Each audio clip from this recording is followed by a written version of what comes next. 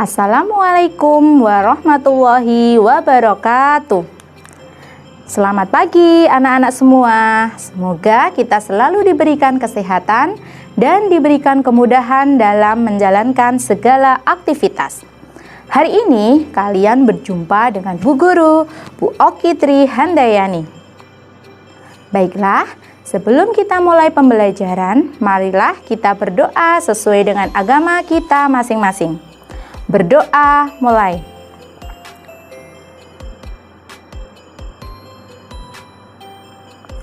Berdoa selesai.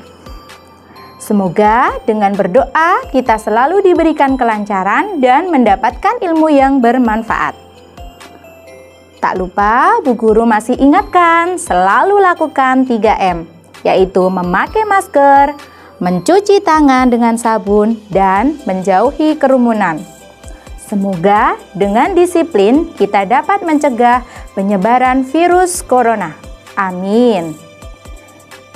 Jangan lupa siapkan juga alat tulis kalian dan buku paket tema 8. Hari ini kita akan belajar tema 8 subtema 3 pembelajaran 1. Pada tema 8, subtema 3 pembelajaran 1, kita akan belajar 2 muatan pelajaran, yaitu muatan pelajaran bahasa Indonesia dan muatan pelajaran IPA. Nah, pada tema 8, subtema 3 pembelajaran 1, itu kita akan belajar tentang usaha pelestarian lingkungan. Tujuan pembelajaran kita hari ini ada 2. Yang pertama, yaitu melalui kegiatan berdiskusi, siswa dapat menyebutkan dan mempresentasikan faktor-faktor yang mempengaruhi kualitas air dengan benar. Yang kedua, melalui kegiatan pengamatan dan berdiskusi, siswa dapat mengidentifikasi peristiwa dalam teks non-fiksi. Silahkan kalian lihat gambar yang ada di buku tema 8 halaman 97. Nah, silahkan kalian lihat di situ ada kegiatan 3 orang, ada anak dan ada ibu. Nah, perhatikan gambar di atas. Pertanyaan yang pertama, sesuai dengan gambar yang ada di atas, kegiatan apa yang dilakukan dalam gambar tersebut? Yang kedua, di mana kegiatan itu biasa dilakukan? Yang ketiga, apa tujuan dari kegiatan itu? Dan yang keempat, apa manfaat dari kegiatan itu? Nah, silahkan mungkin kalian pikirkan terlebih dahulu. Yang pertama, kegiatan apa yang dilakukan pada gambar tersebut? Mungkin dalam pikiran kalian terbersit, gambar tersebut menunjukkan kegiatan seorang ibu dan 2 anaknya yang sedang menanam pohon. Ya, betul sekali ya. Kegiatan itu menunjukkan kegiatan menanam pohon atau yang biasa juga disebut dengan reboisasi. Pertanyaan kedua, di mana kegiatan itu biasa dilakukan? Di mana anak-anak? Ya, kegiatan menanam pohon biasa dilakukan di halaman rumah, bisa. Di lingkungan sekitar kita, bisa. Di mana lagi? Di halaman sekolah pun bisa. Nah, akhir-akhir ini orang tua kalian mungkin juga ada hobi baru, yaitu hobi menanam tanaman hias di rumah kalian. Jadi, rumah kalian sekarang menjadi lebih asri dan lebih sejuk. Pertanyaan yang ketiga, apa tujuan dari kegiatan itu? Ya, tujuan dari kegiatan menanam pohon pastinya bertujuan untuk menghijaukan lingkungan. dan mungkin membuat udara di sekitarnya menjadi lebih segar dan sejuk. Pertanyaan yang keempat, apa manfaat dari kegiatan itu? Coba kalian pikirkan, apa saja manfaat dari kalian menanam pohon? Baik itu di sekitar rumah, di sekitar sekolah, atau mungkin di daerah yang tandus. Apa manfaatnya? Ya, manfaat dari kegiatan menanam pohon salah satunya adalah membuat lingkungan menjadi lebih asri. Dan apabila tanaman yang kalian tanam itu adalah pohon yang besar, itu dapat menahan erosi dan banjir. Kenapa? Kenapa tanaman yang besar itu bisa menahan erosi dan banjir? Karena akar-akar pohonnya itu dapat menahan air hujan sehingga menambah persediaan air tanah.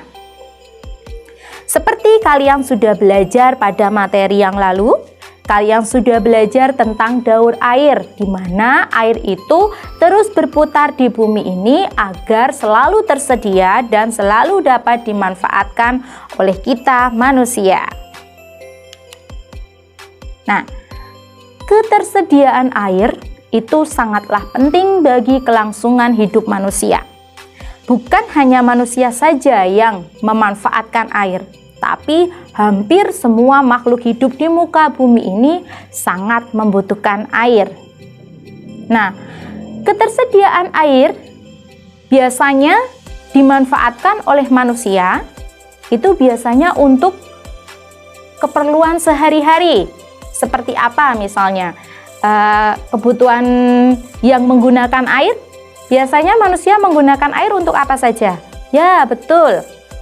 Biasanya kita gunakan air untuk memasak, mandi, minum, mencuci pakaian, apalagi menyiram tanaman, mencuci kendaraan, dan masih banyak lagi air digunakan oleh manusia. Saat kita mau minum, air yang kita minum pastinya harus dimasak terlebih dahulu. Nah, sebelum dimasak, pastinya ibu kalian atau kalian pasti sudah mengetahui air yang akan dimasak itu harus air yang bagaimana. Air yang akan kita masak pastinya adalah air yang bersih, air yang tidak berbau, dan air yang tidak mengandung zat-zat tertentu yang jelas tidak baik bagi kesehatan manusia. Apakah kalian mau minum dari air yang kotor, misalnya ambil di sungai? Pastinya tidak mau, apalagi kalian memasak air dari air yang berbau. Contohnya mungkin air yang sudah tercemar, limbah-limbah pabrik. Apakah iya air seperti itu akan kita masak? Nah, anak-anak, pasti kalian tahu, air yang kita minum haruslah air yang bersih, air yang sehat, air yang tidak berbau, dan air yang tidak mengandung zat-zat tertentu. Silahkan kalian berdiskusi dengan orang tua, buka buku paketnya tema 8 halaman 98. Di situ ada 3 pertanyaan dan harus didiskusikan dengan orang tua. Yang pertama, apa syarat-syarat air yang layak kita gunakan sebagai air minum dan untuk memasak? Silakan nanti kalian diskusikan bersama orang tua, kira-kira air yang seperti apa yang baik syaratnya, yang baik untuk air minum, air untuk memasak, itu yang bagaimana saja? Silakan nanti ditulis di dalam buku tulis hasil diskusi kalian bersama orang tua. Yang kedua, bagaimana kualitas air yang dapat digunakan untuk mencuci pakaian? Pastinya kalian ketika mencuci pakaian itu juga tidak menggunakan air sembarangan. Apalagi mungkin menggunakan air bekas cucian beras, kan tidak mungkin. Jadi, Silahkan nanti kalian berdiskusi dengan orang tua, kira-kira apa saja kualitas air yang bagaimana yang biasa digunakan untuk mencuci pakaian. Dan yang ketiga, bagaimana kualitas air yang dapat digunakan untuk menyiram tanaman. Nah, kalau untuk menyiram tanaman pasti kualitas airnya apakah sama dengan ketika air itu akan kita masak? Apakah sama air itu untuk mencuci pakaian? Lah, silahkan nanti kalian diskusikan bersama orang tua kalian di rumah. Silahkan nanti hasil diskusi bersama orang tua dapat dituliskan di buku tulis. Nah, begitu pentingnya air bagi kelangsungan hidup manusia, sehingga kita juga harus ikut andil dalam menjaga selalu ketersediaannya di muka bumi ini. Nah, dari hasil diskusi kalian bersama orang tua, pastinya tidak semua air itu layak kita gunakan untuk kebutuhan manusia sehari-hari. Mari kita pelajari air yang biasa kita gunakan untuk keperluan sehari-hari. Silahkan kalian buka buku tema 8 halaman 100. Nah, di situ ada bacaan yang berjudul Air untuk Kebutuhan Sehari-hari. Bagaimana rasa air laut? Ya, air laut terasa asin. Jika kamu berenang di pantai dan terpecik air laut, kamu akan mengetahui bahwa air laut terasa asin. Sebagian besar, 97% air yang menutupi planet bumi ini berupa air laut. Air laut tidak bagus untuk diminum. Air laut juga tidak dapat digunakan dalam kebanyakan industri dan keperluan rumah tangga. Untunglah 3% air di dunia berupa air segar, yaitu air yang tidak asin dan dapat digunakan untuk minum, memasak, dan mencuci. Persyaratan air bersih meliputi 3 komponen, yaitu persyaratan secara fisik, secara kimia, dan kandungan mikroba yang terdapat di dalamnya. 1. Persyaratan secara fisik. Persyaratan secara fisik, air yang bersih adalah yang pertama, air itu tidak keruh. 2. Tidak berwarna apapun. Yang ketiga, tidak terasa apapun. Dan yang keempat, tidak berbau apapun. Jadi secara fisik air yang bersih itu tidak keruh, tidak berwarna, tidak berasa, dan tidak berbau. Nah, yang kelima, suhu antara 10 sampai 25 derajat Celcius.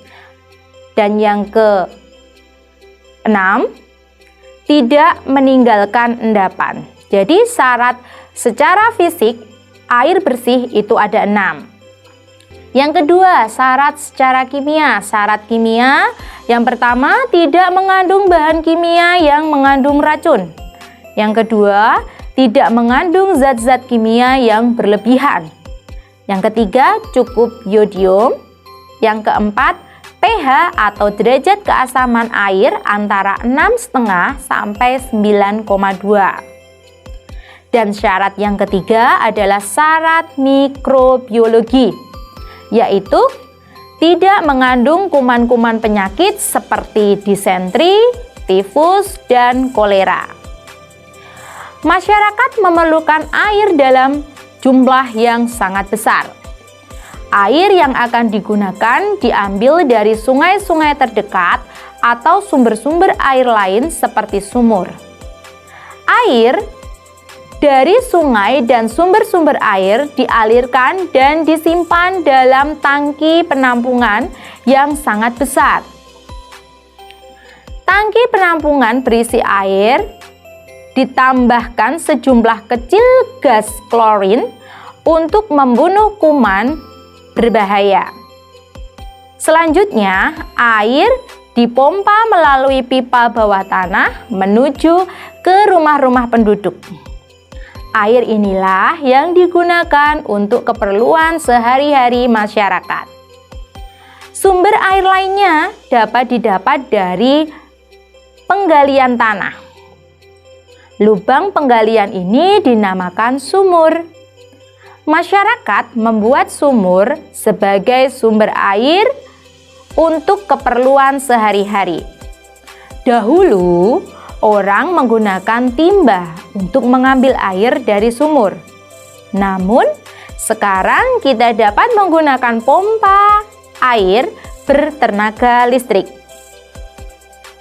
Dengan pompa itu, air dialirkan ke atas melalui pipa menuju ke bak penampungan air, kamar mandi, dapur, dan tempat-tempat lain di rumah. Nah, nanti kalian bisa baca kembali di rumah apabila kalian belum memahami isi dari bacaan. Nah, tugas kalian yang kedua adalah mencari informasi penting yang ada dalam bacaan tadi dibuat dalam bentuk peta pikiran.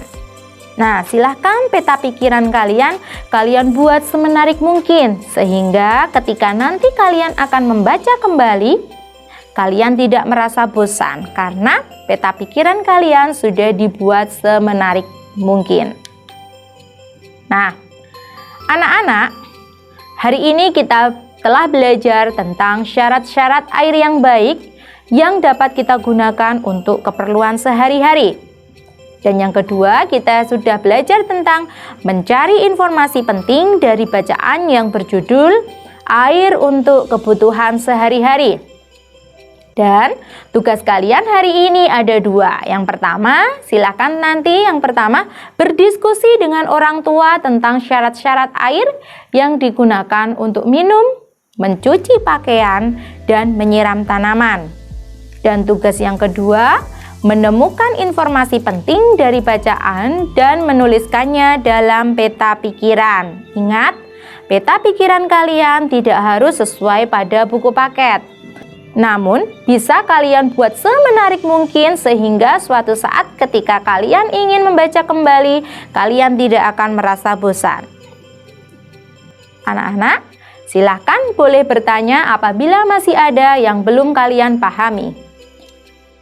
Tetap semangat walaupun belajar dari rumah. Jaga selalu kesehatan, patuhi selalu protokol kesehatan agar kita selalu terhindar dari virus corona. Wassalamualaikum warahmatullahi wabarakatuh.